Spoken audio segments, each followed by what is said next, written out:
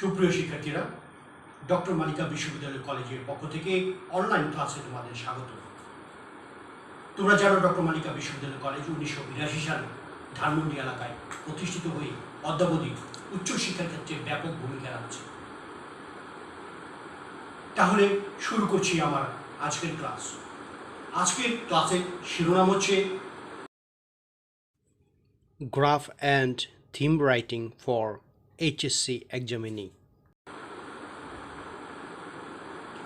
তাহলে সবাই মনোযোগ সহকারে আমার আজকের ভিডিওটি দেখো। যদি তোমাদের কোনো প্রশ্ন থাকে অবশ্যই তোমরা কমেন্ট বক্সে আমাকে জানাবে।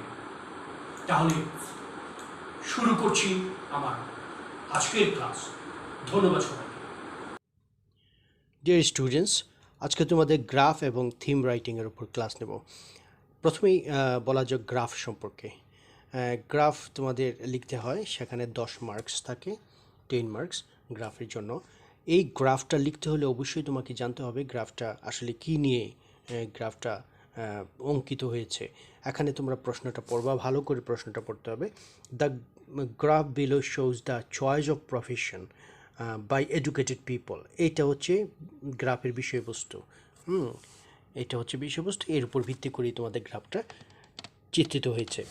এখানে ডেসক্রাইব করবা কি, তোমাকে বর্ণনা করতে হবে the graph in at least 80 ওয়ার্ডসের মধ্যে লিখবা এবং হাইলাইট করবে। You should highlight the information and report the main features given in the graph. Main ফিচারগুলো কী কী, তাহলে গ্রাফটা সম্পর্কে একটু আমরা পরিচিত হয়ে নেই। এখানে দেওয়া আছে যে এখানে পার্সেন্টেজ দেখো 10%, 20%, 60% এবং 5%। 10% কারা? ফার্মিং, 20% বিজনেস, গভর্নমেন্ট জব করে 60% এবং ইন্টেলেকচুয়াল ওয়ার্ক 5%। জনগণ সংখ্যা মানে অনুপাতটা দেওয়া আছে, কত অনুপাতে লোক এই পেশায় জড়িত, বিভিন্ন পেশা এখানে দেওয়া আছে। তাহলে এখানে কি, এগুলা কি? বাম দিকে খেয়াল করবা, নিচে খেয়াল করেছো, এখানে এগুলো সব প্রফেশনের কথা বলা হয়েছে। আর এদিকে পার্সেন্টেজ দেওয়া আছে, 0 থেকে 60 পর্যন্ত পার্সেন্টেজ। এই পার্সেন্টেজ ইন্ডিকেট করতেছে এখানে 60%। আবার এখানে এই যে 10%, এটা দাঁড়াইছে কত? 20%, তাই না? এটা 5%। তো বোঝা যায় এগুলা স্কেল বরাবর যদি চিন্তা করো তাহলে এগুলা আসল ডেটাটা তুমি পাবে।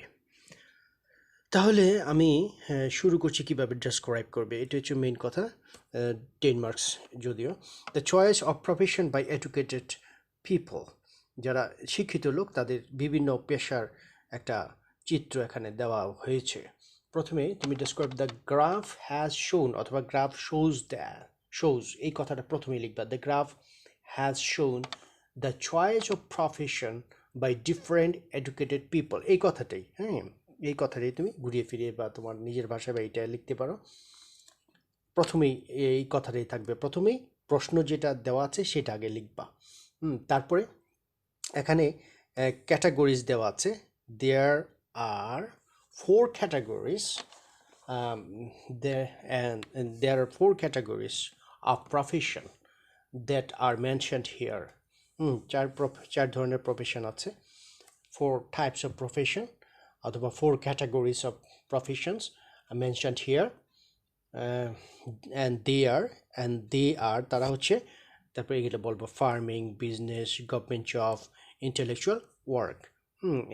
এই কথাটাগুলো লিখবে। লেখার পরে লিখবে, এরপরে তুমি বর্ণনায় চলে যাব।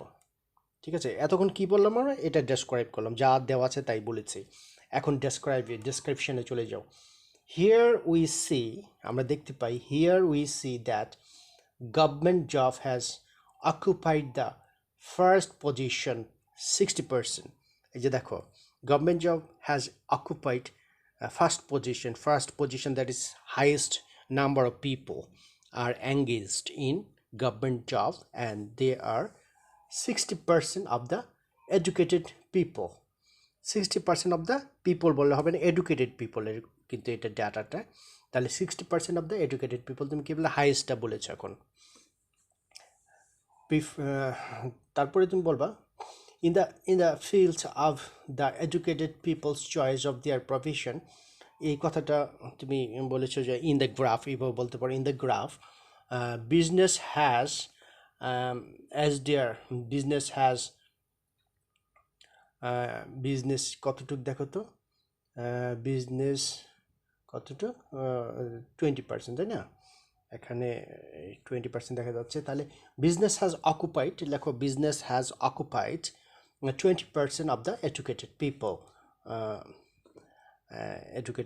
20% of the educated people, অথবা বলতে পারো it is their second choice. First choice is government job and second choice is business for their profession. আচ্ছা গেল, সেকেন্ড চয়েসটা বললাম, দ্বিতীয়টা বলেছ। তারপর ফার্মিংয়ের ব্যাপারটা বলো। ফার্মিংটা কিন্তু 60 হলে এটা 20 আর এটা হচ্ছে 10, তাহলে farming is their third position অথবা farming is their third choice.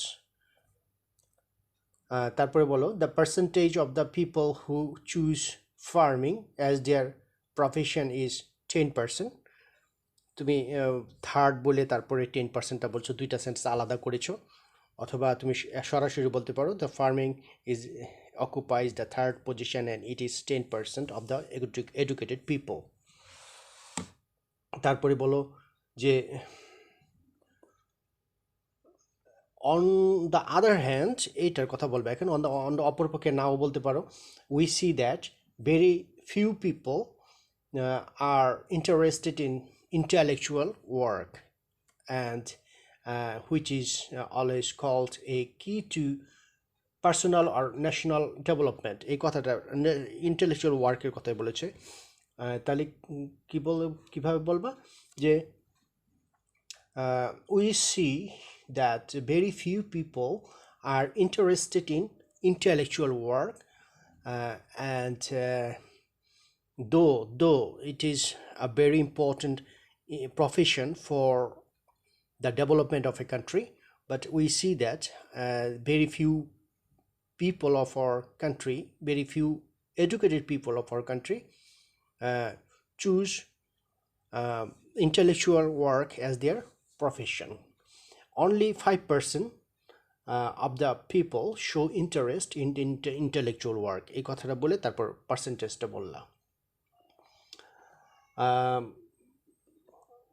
Undoubtedly, but on the other hand, farming is also very important for our national progress. If the people of our country, educated people of our country, were interested in farming, then our country would become a very developed country. এটা just তোমার একটা gauge or your estimation or your opinion বলতে পারো। তারপরে so we find that overall people are mostly interested in government job, but to develop a country the government job does not contribute as much as farming does or as much as intellectual work does. Okay, আমার কথা হচ্ছে যে government job এতটা গুরুত্বপূর্ণ ভূমিকা পালন করে না।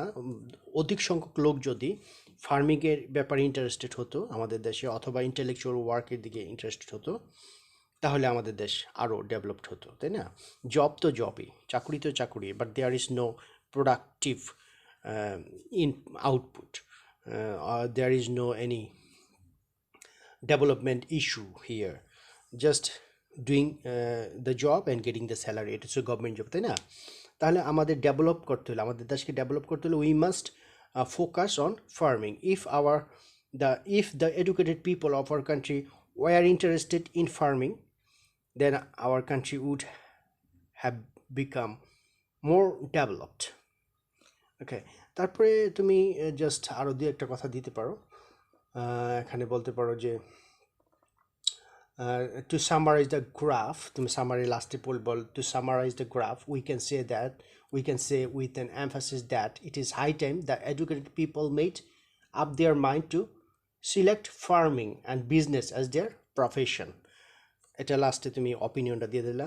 যে I think that if people are more interested in farming and business, our country would have developed rapidly.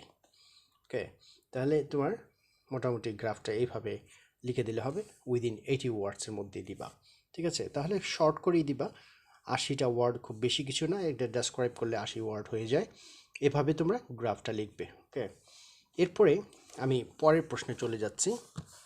দেখো এখানে থিম রাইটিং আছে, এখানে একটা থিম আছে, থিমটা তোমাকে বুঝতে হবে আগে যে থিমটা কি বলেছে। থিমটা তুমি যদি বুঝো তাহলে সরাসরি তুমি এটা করতে পারবে। তাহলে প্রথম আমি তোমার প্যাসেজটা যেটা দেওয়া আছে সেই প্যাসেজটা আগে পড়ে বুঝাই, তারপরে থিম কিভাবে লিখতে হয় সেটা আগে, থিম জিনিসটা কি একটা বুঝাই নেই, তারপর আমি প্যাসেজটা পড়ছি। থিম হচ্ছে যে প্যাসেজটা দেওয়া হয়েছে সেই প্যাসেজের মধ্যে underlining the passage there is a lesson for you, একটা লেসন রয়েছে, একটা শিক্ষণীয় বিষয় রয়েছে, একটা মোরালিটি রয়েছে, একটা এডুকেটিভ টোন রয়েছে এখানে, যেটার থেকে তুমি কিছু শিখতে পারো, একটা ঘটনা দিয়ে তোমাকে অন্য কিছু বুঝায়। ঠিক আছে, এগুলি হচ্ছে থিম। মনে করো এক ব্যক্তির 7 ছেলে ছিল, তারা ঝগড়াঝাটি করতো, বৃদ্ধ লোকটা কী করলো, সবাইকে লাঠি দিল, বলো যে ভাঙো, কেউ সবাই একটা একটা করে দিল, সবাই ভেঙে ফেললো, তারপরে সবগুলা লাঠি 10-7টা লাঠি একসাথে করলো, তারপরে সবাইকে বললো ভাঙো, তারপরে কেউ ভাঙতে পারলো না। তারপর বলো তোমরা যদি সবাই মিলেমিশে থাকো, এখন তো ঝগড়া করছো, ঝগড়া করো না, ঝগড়া করলে তোমাদের এইভাবে তো ভেঙে ফেলতে পারবে, আর যদি একত্রে থাকো তাহলে তোমাদের কেউ ভাঙতে পারবে না বা তোমাদের কেউ ক্ষতি করতে পারবে না। এটা এই যে থিমটা কি, থিমটা হচ্ছে ইউনিটি ইজ স্ট্রেংথ, হ্যাঁ, একতাই শক্তি, এটাই হচ্ছে থিম। এই কথাটা যদি তোমরা মিলেমিশে থাকো, তাহলে যদি মানুষ একত্রিত থাকে, ইউনাইটেড থাকে, তাহলে তাদেরকে সহজেই পরাজিত করা যায় না, ক্ষতি করা যায় না। এটা হচ্ছে থিম। এটার মধ্যে একটা গল্পের মাধ্যমে একটা শিক্ষণীয় বিষয় বোঝানো হয়। ঠিক এমনিভাবে প্রত্যেকটা থিমটা এইভাবেই লিখবে, আগে গল্পটা বুঝবা, বুঝার পর এটা দিয়ে তুমি কোন লেসনটা পাও, এডুকেশনটা কি এখানে, এডুকেটিভ পারপাসটা কি এখানে, সেটাই তোমাকে বুঝতে হবে। তাহলে আমি প্যাসেজটা পড়ছি। How is life, how is life full of choices. Okay, কিভাবে আমাদের, how is life full of choices, আমাদের জীবনে কিন্তু অনেক চয়েস নিয়ে গঠিত, তাই না? আমরা অনেক কিছুই বেছে নিতে পারি। When we eat too much we make a choice to be overweight. যখন আমরা চিন্তা করি যে না আমরা বেশি বেশি খাবো, তখন আমরা তখন আমাদের চয়েসটা কি থাকে, যে আমরা কী হয়ে যায়, আমরা খুব ওভারওয়েট হয়ে যায়, আমাদের ওজন বেড়ে যায়। When we drink too much, যখন আমরা খুব বেশি পান করি, we make a choice to have a headache the next day, আমরা পরের দিন আমাদের মাথা ব্যথা শুরু হয়ে যায়। If we drink and drive, যখন আমরা ইয়ে করি, ড্রিঙ্ক বলতে এখানে মদ জাতীয় কিছু বুঝিয়েছে, যেটা মদ বলা হয়। এই মদ যদি আমরা খাই, ড্রিঙ্ক বলতে এখানে মদের কথা বলেছে, এবং আমরা তখন যদি ড্রাইভ করি, গাড়ি চালাই, we choose two risk being killed, আমরা তখন হয়তো বা মারা যাওয়ার একটা চয়েস নেই, অর কিলিং সামওয়ান, এবং অন্যকে মারার একটা পথ আমরা বেছে নেই, ইন অ্যান অ্যাক্সিডেন্ট, দুর্ঘটনায়। When we ill treat people, যখন আমরা অন্যকে দোষারোপ করি বা অন্যকে খুব নিচু মনে করি, অন্যকে অবজ্ঞা করি, we choose to be ill treated in return, আর এর ফলে আমরা প্রত্যুত্তরে আমরা আবার ইল ট্রিটের মধ্যে, মানে আমাদের আবার দুর্ব্যবহারের মধ্যে আমাদেরও পড়তে হয়, অন্যরা আবার আমাদের সাথে দুর্ব্যবহার করবে, টিট ফর ট্যাট যেটা। When we don't care about other people, যখন আমরা অন্যদের কথা ভাবি না, we choose not to be cared for by them, আর তারাও তখন আমাদের কথা ভাবে না। When we light up a cigarette we invite cancer, যখন আমরা সিগারেট পান করি, সিগারেট জ্বালাই, তখন আমরা ক্যান্সারকে আহ্বান জানায় আসতে। চয়েসেস হ্যাভ কনসিকুয়েন্সেস, এরকম চয়েসগুলা একটা কনসিকুয়েন্স আছে, একটা পরিণতি আছে। The most important thing to understand is that we are all free to point of making choices. আমরা কিন্তু স্বাধীন, আমাদের চয়েসগুলো নিতে স্বাধীন। যে যে ইচ্ছা সে কাজটি করতে পারে, আমাদের স্বাধীনতা আছে, আমরা কাজগুলো করি নিজেই বেছে নেই। But after we make a choice, কিন্তু যখন আমরা একটা পছন্দ একটা কাজ আমরা বেছে নেই, দ্য চয়েস কন্ট্রোলস দ্য চুজার, তখনই যে চয়েসটা আমি পছন্দ করলাম সেটা কিন্তু পরে আমাকে কন্ট্রোল করে। হ্যাঁ, মানে যে পছন্দ করে তাকে কন্ট্রোল করে এই চয়েসটা। মনে করো সিগারেট চয়েস করেছে এক সময়, তখন আবার সিগারেটটা এই চুজারকে কন্ট্রোল করবে, মানে যে সিগারেটটা পছন্দ করলো তাকে আবার কন্ট্রোল করবে সিগারেটটা, মানে যাকে কন্ট্রোল করা হয়, যাকে চুজ করা হয় সে আবার চুজারকে কন্ট্রোল করে।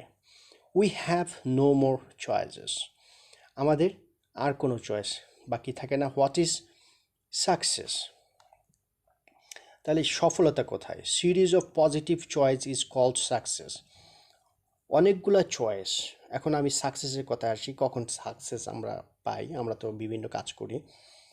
সিরিজ অফ পজিটিভ চয়েস, এবং চয়েসগুলোর মধ্যে নেগেটিভ চয়েস আছে, পজিটিভ চয়েস আছে। অনেকগুলা পজিটিভ চয়েস যদি আমরা বেছে নিই জীবনে, তখনই দিস ইজ কল্ড সাকসেস, এটাকে সাকসেস বলে।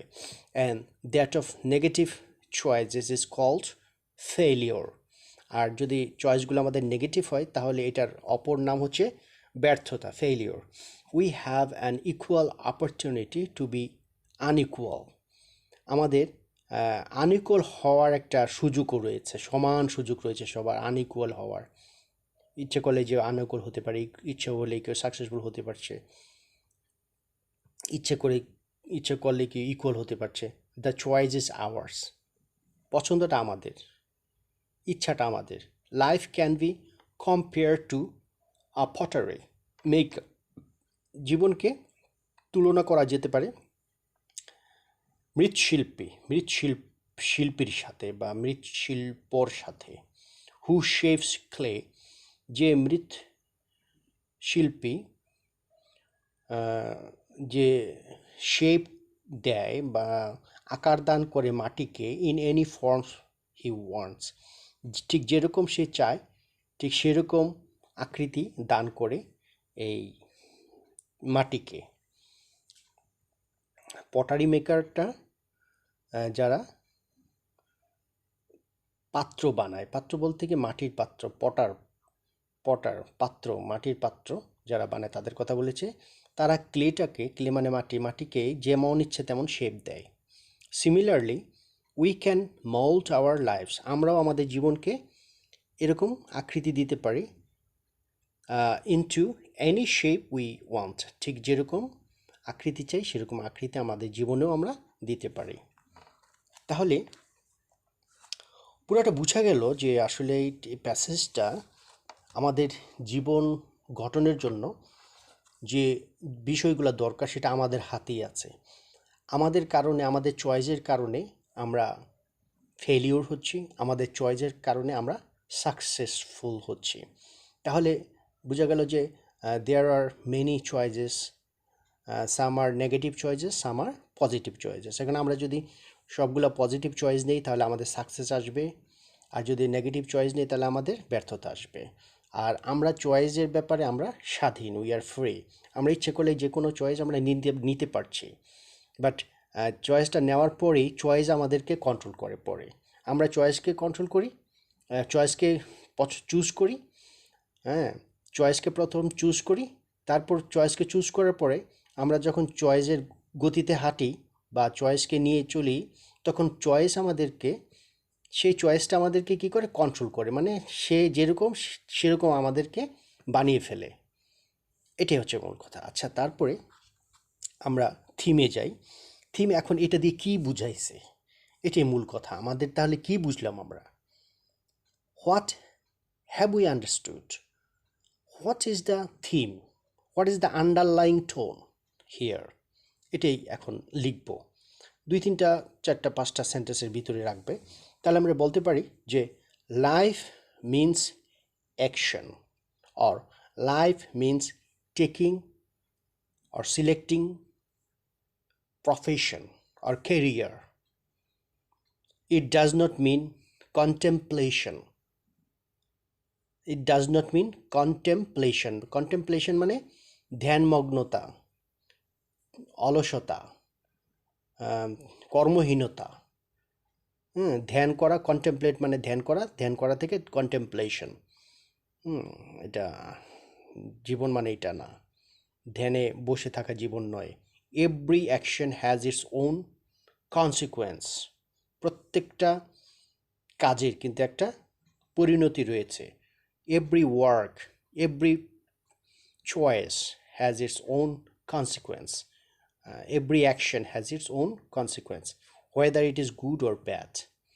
হতে পারে সেটা ভালো বা মন্দ, কিন্তু একটা কনসিকুয়েন্স অবশ্যই আছে, প্রত্যেকটা কাজের একটা কনসিকুয়েন্স আছে। If it is we who R responsible for our action, আমরাই কিন্তু আমাদের কাজের জন্য আমরাই দায়ী। And our consequence, we are responsible for our action and our consequence. We can give our life a good shape or we can destroy it. We can give our life a good shape, আমরা আমাদের জীবনকে সুন্দর একটা আকৃতিও দিতে পারি, or we can destroy it, আমরা এটাকে ধ্বংস করে দিতে পারি। It is up to us, এটা আমাদের উপর নির্ভর করে। It depends totally on us whether we are destroying our life or we are building our life. এটা হচ্ছে থিম। তাহলে আমি থিমটা আরেকবার বলি। Life is full of actions, অথবা অন্যভাবে বলো, লাইফ মিনস ডুইং সামথিং। কিছু একটা করার নাম হচ্ছে জীবন। ইট ডাজ নট মিন কন্টেমপ্লেশন, অথবা অন্যভাবে বলো, life is not sitting idly. অলসভাবে বসে থাকা জীবন নয়। উই মাস্ট গো ফরওয়ার্ড, আমাদের প্রত্যেকের এগিয়ে যাওয়া উচিত। And we must take that kind of path or that kind of work which will make our life a success. আমাদের সেটা বেছে নেওয়া উচিত যেটা আমাদের জীবনকে সফলতা নিয়ে আসে জীবনে। If we work, if we do something good for our life, we will get good side out of that choice. If we take wrong path, we will destroy our life. So we are responsible for our action and we are responsible for our consequences. If we become successful, it is for our good work. If our life becomes a failure, it comes from our bad choices. So everything depends our selecting the right path. Everything depends on choosing the right way. Everything depends choosing the right action in our life. তাহলে বোঝা গেল যে জীবন মানেই চলে মানে সচল হওয়া, সামনে যাওয়া। জীবন মানে বসে থাকা না। জীবনে আমরা যে সমস্ত অ্যাকশানগুলো বেছে নেই, এই অ্যাকশানগুলো আমাদের জীবনের প্রতিফলন ঘটায়। আমরা ভালো হই যখন আমাদের অনেকগুলো ভালো চয়েস আমরা বেছে নেই জীবনে। আমরা খারাপ হয়ে যাই যখন অনেকগুলো খারাপ চয়েস আমরা বেছে নেই। আমাদের কাজের ফলাফল অবশ্যই আমরা পাই। ভালো কাজ করলে আমরা ভালো ফলাফল পাই, খারাপ কাজ করলে খারাপ ফলাফল পাই। সো আমরা এই ব্যাপারে আমাদের স্বাধীনতা রয়েছে পছন্দ করার। সুতরাং আমাদের উচিত ভালো জিনিসকে পছন্দ করা, যাতে করে আমাদের জীবন সাকসেসফুল হয়। এবং আমাদের উচিত হবে যে জীবনটাকে একটা ভালো শেপ দেওয়া। It is our work, it is our duty to give a good shape to our life. If we cannot do this, we will destroy ourselves. নিজে নিজে আমাদের জীবনটাকে নষ্ট করে ফেলবো।